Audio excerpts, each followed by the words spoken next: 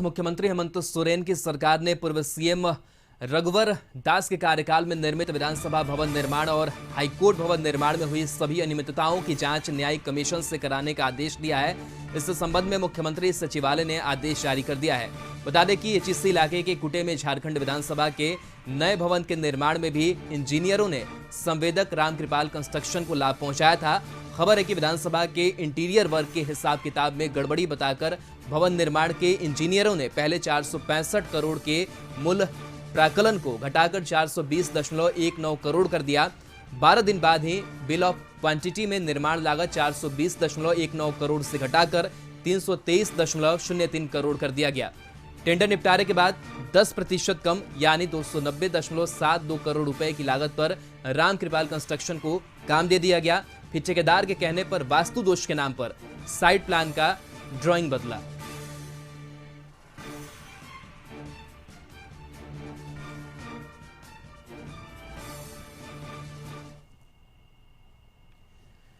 तो ये नया भवन जो बना विधानसभा का, और इसी भवन निर्माण को लेकर के झारखंड सरकार ने सवाल उठाया कि रघुवर दास के कार्यकाल में इस भवन का निर्माण हुआ, हाईकोर्ट भवन का निर्माण हुआ और उसमें कई जो अनियमितताएं हैं वो सामने आई है, और इस अनियमितताओं को लेकर के जुडिशियल कमीशन से जांच कराने के जो आदेश हैं वो दिए गए हैं। तो कहीं ना कहीं कह सकते हैं कि एक बार फिर से इस पूरे मसले को लेकर के सियासत भी तेज होगी, क्योंकि जिस तरीके से हेमंत सरकार ने घेरा है रघुवर सरकार के कार्यकाल को और उनके कार्यकाल में हुए क्रियाकलापों को, कहीं ना कहीं कह सकते हैं कि एक बड़ा कदम और बड़ा एक्शन जो है वो हेमंत सरकार ने इस पूरे मसले को लेकर के लिया है।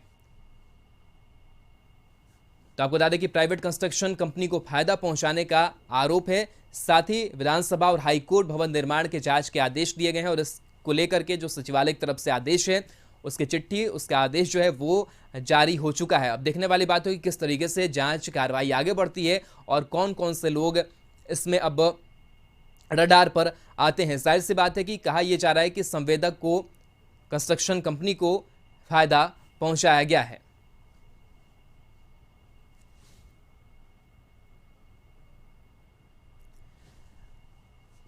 तो आपको बता दें कि यह विधानसभा का भवन जो काफी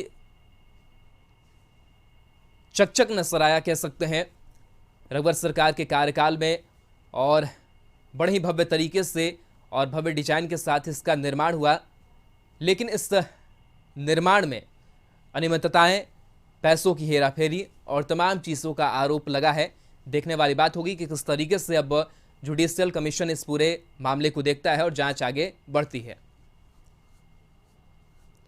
रुचि शर्मा हमारे साथ लाइव जुड़े हुए हैं। रुचि, हेमंत सोरेन सरकार ने बड़ा एक्शन लिया है और पूर्व सीएम रघुवर सरकार के कार्यकाल में जो नया भवन निर्माण कराया गया विधानसभा का, हाईकोर्ट भवन निर्माण का, उसमें कई अनियमितताओं का जो आरोप है वो लगाया गया है। जुडिशियल कमीशन अब इसकी जांच करेगी, उसका आदेश दिया गया है।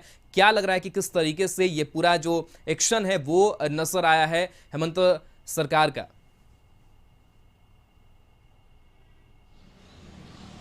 देखिए राहुल, जो अनियमितता बरती गई है झारखंड विधानसभा के निर्माण में, चूंकि झारखंड का कह सकते हैं कि एक विधानसभा का जो इमारत है वो भव्य है और काफी आकर्षक है, लेकिन इसमें बात करें कि कई जो अनियमितताएं हुई है, चूंकि हाल ही में खबरें आई थी कि लाइब्रेरी की जो छत है वो उसकी सीलिंग गिर गई थी।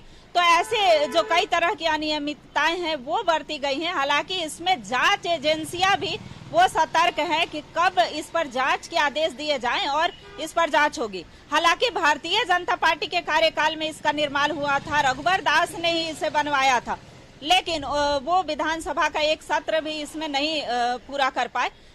तो अब कह सकते हैं कि जो वर्तमान की हेमंत सरकार है, महागठबंधन की सरकार है, वो पूरे अलर्ट मोड में है और वो चाहती है कि जिस तरह से केंद्र सरकार एक तरफ से दबाव डाल रही है, तो राज्य में भी जितनी भारतीय जनता पार्टी की तरफ से अनियमितताएं हुई है वो सबको उजागर किया जाए, और जो भी भ्रष्ट इसमें पाए जाते हैं, वो चाहे नेता हो, अधिकारी हो, उन सब पर कार्रवाई होगी।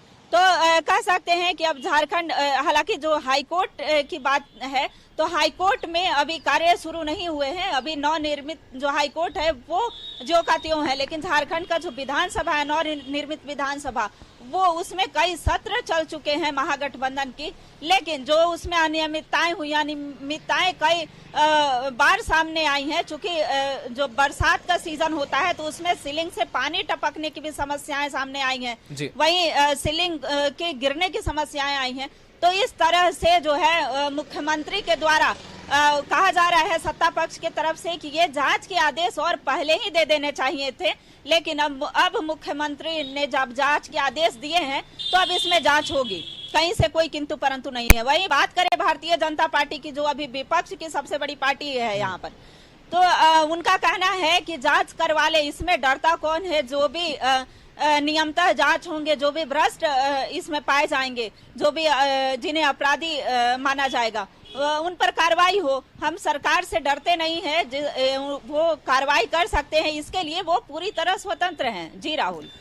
रुचि, जिस तरीके से रामकृपाल कंस्ट्रक्शन का एक जो नाम है वो चर्चा में है कि इंजीनियरों ने संवेदक रामकृपाल कंस्ट्रक्शन को लाभ पहुंचाया है, क्या लग रहा है कि किस तरीके से जो संलिप्तता है वो रही है, और राशि के में भी जो हेर फेर है उसकी भी कई जो अनियमितता है उसका भी आरोप लगाया गया है। तो क्या लग रहा है कि गड़बड़ियां कहाँ हुई थी और किस तरीके से ये हुई है?